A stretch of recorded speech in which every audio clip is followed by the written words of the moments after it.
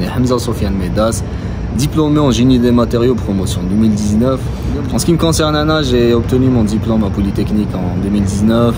J'ai par la suite été sélectionné par la Fondation Renault Automobile en tant que boursier pour faire un programme au Proche-Orient. Et juste après ce graduate program, j'ai enchaîné avec un doctorat au Canada pour faire ma thèse en recherche appliquée. Donc je me présente, Ahmed Nassim Anis, ancien étudiant à l'École nationale polytechnique en génie des matériaux et actuellement doctorant en 3e année en biophysique à l'Institut Mondor de recherche biomédicale à Paris-Créteil. Et entre-temps, j'ai fait un Master 2 à Paris Sud en nanosciences, option nanotechnologie et nanodispositifs.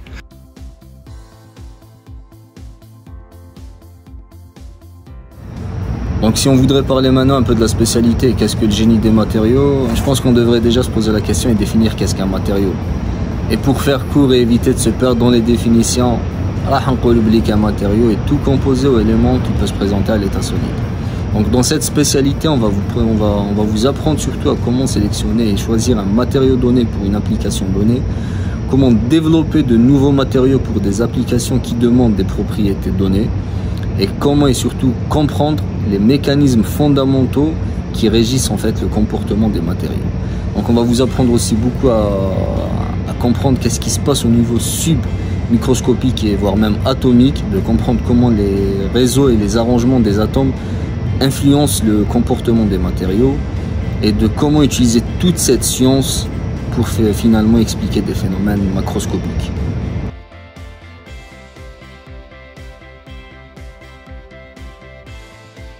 En ce qui concerne les avantages de la spécialité à Polytech, je dirais que c'est le fait qu'elle ne se restreigne pas et ne se limite pas à une classe de matériaux donnés. Donc, les métaux, les polymères, les céramiques, les composites, et ce qui implique que par la suite, il a spécialisé au Haja, ça ne vous posera pas de problème. Autre truc que Anna, personnellement, je trouvais ça avantageux durant notre formation, c'est que l'emploi était assez flexible, ce qui nous laissait quand même pas mal de temps d'apprendre beaucoup de choses à côté et de nous impliquer dans des activités, quoi. Maintenant, en ce qui concerne les inconvénients à l'ENP, je dirais peut-être qu'il y a certains modules qui n'ont pas été mis à jour depuis le temps. Et autre inconvénient aussi, et j'imagine que c'est le cas pour beaucoup d'autres spécialités à Polytech ou ailleurs, c'est qu'il y a un fossé entre pratique et théorie. Donc il est clair qu'il n'est pas donné à n'importe quel laboratoire de se doter de techniques de pointe. On ne parle pas là de microscopie électronique ou là de tomographie atomique, mais de techniques de caractérisation quand même. Et c'est un peu coûteux dans le domaine des matériaux.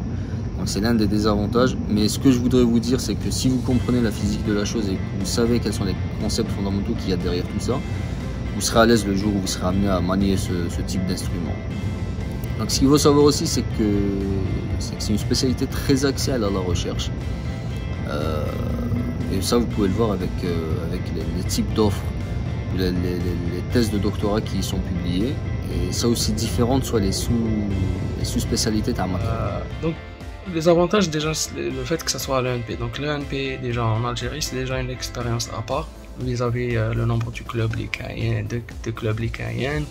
Le milieu de l'actu-benfir, les gens, vous allez découvrir des personnes, vous allez découvrir tout un monde et c'est très très très formateur, même pour après. Donc c'est vraiment un réseau magnifique, l'ENP. Donc en ce qui concerne génie des matériaux plus précisément, ce qui est bien, c'est que donc les profs sont plus ou moins à l'écoute. Donc, etc. La bibliothèque fait plusieurs ouvrages et c'est un peu une spécialité qui vous pousse à chercher bzaf wahedkom et voilà, à vous s'auto-former.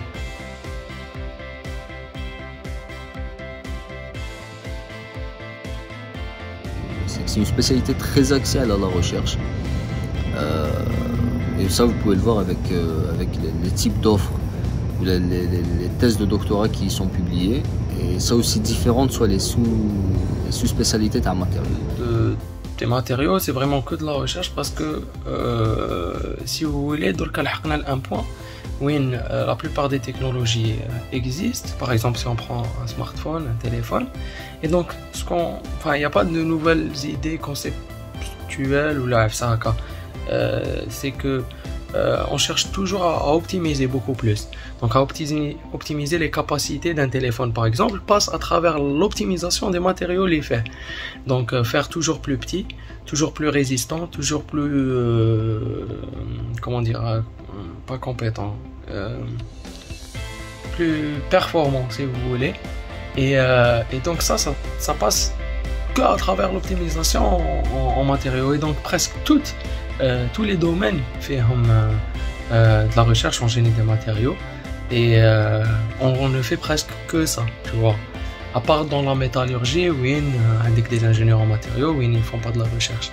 Mais c'est vraiment un monde. Donc dans la recherche, avec ce qu'on appelle de la recherche académique, la fondamentale, beaucoup plus. Et donc ça c'est très vaste, ça c'est très orienté plus to discover new things, etc., new materials, etc. Et de la recherche appliquée, c'est vraiment un produit et tu essaies de l'optimiser, optimiser le matériau hadak, par exemple en électronique, en jouant sur le dopage, the amount of dopage, le type de dopage, etc.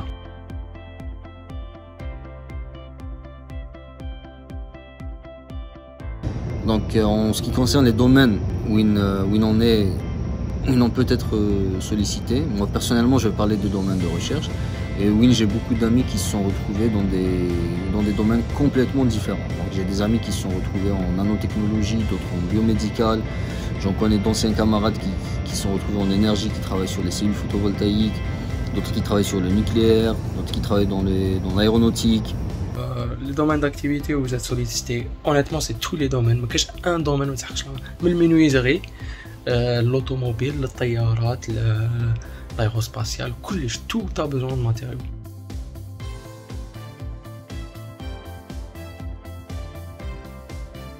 Donc il y a la formule que beaucoup de polytechniciens font déjà, c'est de faire un master après les études de Polytechnique en France, chose qui peut se présenter comme étant un tremplin de la carrière. Donc vous avez aussi l'option de rester travailler en Algérie ou là ailleurs. Donc, et dans ce sens-là, moi, ce que je conseille, c'est de viser les graduate programs qui sont proposés par les grandes multinationales, que ce soit Fedzaïr ou la Filmena, par exemple, Middle East, North Africa, où il y a de grandes multinationales qui recrutent fait de la région. Et sinon, vous avez toujours l'option de la recherche. Donc, on a une idée reçue qui dit que notre tu dois faire un doctorat avec un diplôme algérien. Alors, disclaimer, c'est complètement faux. Donc avec votre diplôme, vous pouvez faire un doctorat où vous habitez tout le monde du moment que vous avez un master. À l'étranger, principalement comme domaine de l'industrie, il n'est pas énorme. Principalement de la métallurgie, ce que vous allez faire, ou la flémine, ou là, ce que vous allez faire en matériaux. Par contre, à l'étranger, ça dépend de votre imagination.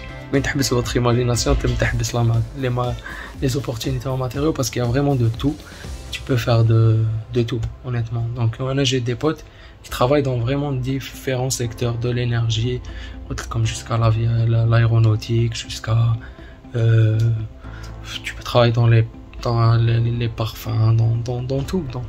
Donc ils ont partout besoin d'ingénieurs en génie des matériaux.